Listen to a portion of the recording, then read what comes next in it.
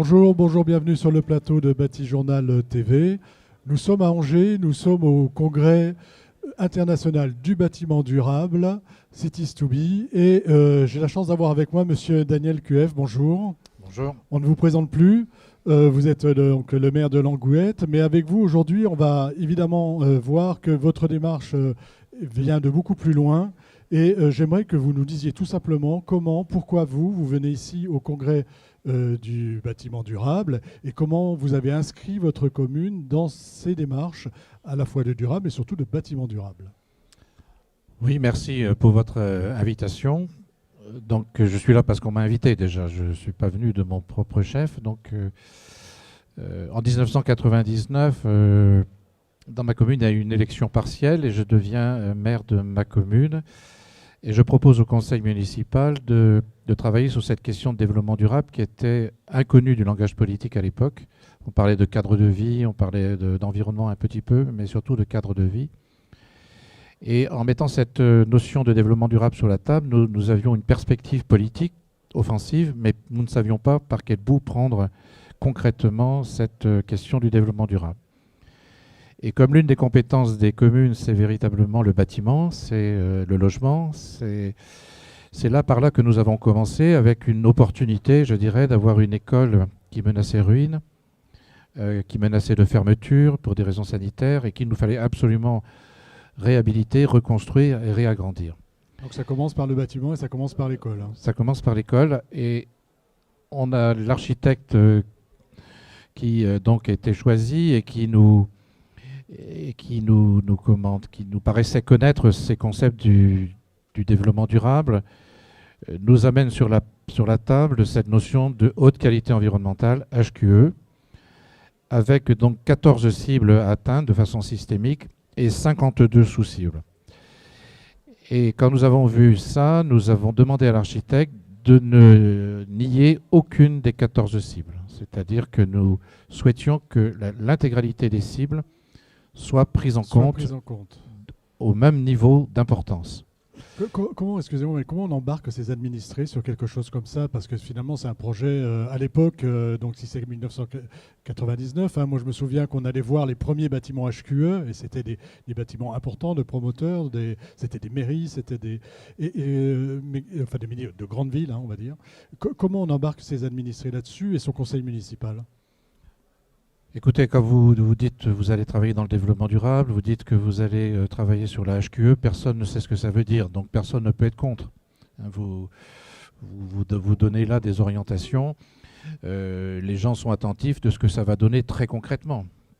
Et c'est le très concret c'est-à-dire le jour de l'inauguration de l'école nouvelle, que nous nous apercevons que nous avons une adhésion forte de la population qui s'aperçoit que c'est une école rénovée en terre, pierre et bois, qui est tout en bois à l'intérieur, qui est chauffée par une filière bois-énergie, qui produit 35% de son électricité par panneaux photovoltaïques, les premiers panneaux photovoltaïques installés en Bretagne sur un équipement public, qui récupère l'eau de pluie pour les sanitaires, qui a une arrivée de lumière naturelle absolument magnifique qui permet d'échapper à la lumière artificielle, ce qui est important pour les apprentissages, et surtout une réussite extraordinaire, c'est-à-dire l'acoustique du bâtiment, de l'intérieur du bâtiment qui est exceptionnel, c'est-à-dire qu'il n'y a aucun puits sonore, aucune résonance sonore qui fait que pour les enseignants, c'est d'une grande qualité pour les apprentissages. Ça, c'était il y a combien de temps? En 2003. En 2003. Donc depuis 2003, on a à Langouette une école qui fonctionne selon tous les critères dont on parle aujourd'hui ici. Voilà, qui fonctionne. Les enfants appellent ça leur école solaire. Il y a l'électricité qui est produite par les photovoltaïques. Il y a des compteurs qui mesurent la quantité d'électricité produite dans la journée, la quantité d'électricité consommée dans la journée. Donc ils regardent tout ça. C'est surtout les CM2 qui font des calculs. Et on s'aperçoit en fait que cette notion de projet systémique était extrêmement formateur pour l'équipe municipale parce que d'habitude, on prenait un problème. On voulait régler un problème. Et puis, c'est tout. On prend l'énergie, par exemple. Et là, on devait régler tous les problèmes en même temps et ne pas laisser un problème non traité et ne pas trouver de solution dans le bâtiment. Donc là, on a traité l'ensemble. Donc ça, c'est l'école. Deuxième étape, comment vous allez plus loin après? Donc, il n'y a pas que le bâtiment. Évidemment, nous avons une cantine 100% bio depuis 15 ans maintenant. Tous les produits servis aux enfants sont issus de l'agriculture biologique. Nous avons doté tous nos bâtiments de panneaux photovoltaïques. Nous avons construit une centrale solaire de production d'énergie qui fournit aujourd'hui l'entièreté de l'électricité pour les besoins municipaux et pour l'éclairage public.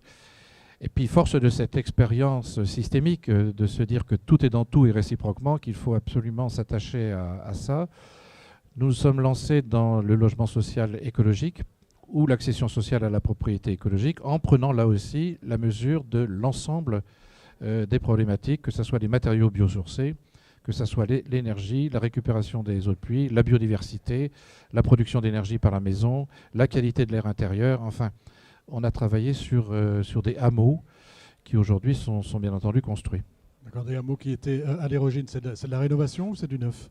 C'est du neuf. C'est du neuf. Donc toujours cette même démarche, d'aller plus loin, on va dire, sur l'environnement et pour aboutir aujourd'hui à l'actualité qu'on connaît, mais toujours sur cette manière de voir la commune, d'embarquer tout le monde là-dessus. Aujourd'hui, est-ce que les habitants sont fiers? Est-ce qu'il y a une envie d'aller plus loin ou est-ce qu'on est arrivé à quelque chose qui vous satisfait? Non, si vous voulez, la question du développement durable, c'est une question politique. C'est-à-dire la politique, en tout cas écologique, c'est d'avoir des solutions, d'avoir le choix entre plusieurs solutions. Mais encore faut-il que ces solutions existent vraiment. Et ça n'a pas toujours été le cas. C'est-à-dire que nous nous sommes retrouvés parfois devant des impasses. Je voulais me donner un exemple, par exemple. Là, je vais vous parler du dernier hameau en cours de construction. Nous avons décidé d'abandonner la question du développement durable parce que le développement durable, d'abord tout le monde en parle, ça ne veut plus rien dire. Et on essaye d'avoir un delta le moins négatif possible pour la planète et l'environnement, c'est-à-dire la planète et la santé, d'être le moins impactant possible pour l'environnement et la santé. Là, on a changé de paradigme. Et on est rentré dans une démarche cradle to cradle, du berceau au berceau, d'économie circulaire à impact positif. Donc la maison que l'on va construire sera une maison qui apportera un bénéfice à l'environnement et à la santé. Donc quand on a dit ça, comment on fait? Donc on a mis les citoyens, on a travaillé avec les citoyens dans des ateliers citoyens dans lesquels nous avons mis de l'ingénierie, bien entendu, des bureaux d'études thermiques, des bureaux de spécialisés en matériaux, des architectes évidemment, pour travailler dans cette démarche cradle to cradle.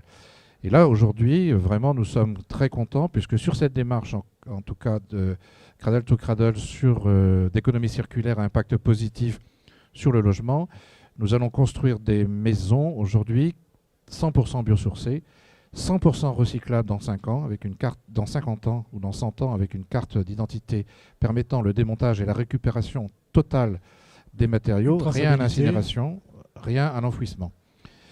Et surtout, en plus, donc des maisons toujours en accession sociale ou en logement social, sans besoin de chauffage.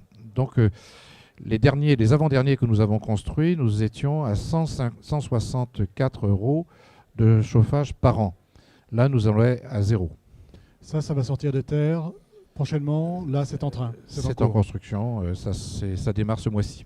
Alors, on viendra vous voir avec Planète Bâtiment et Bâti Journal TV pour voir ce beau projet. Merci en tout cas d'être venu jusqu'ici sur le plateau de Bâti Journal TV pour nous parler de vos actions à Langouette.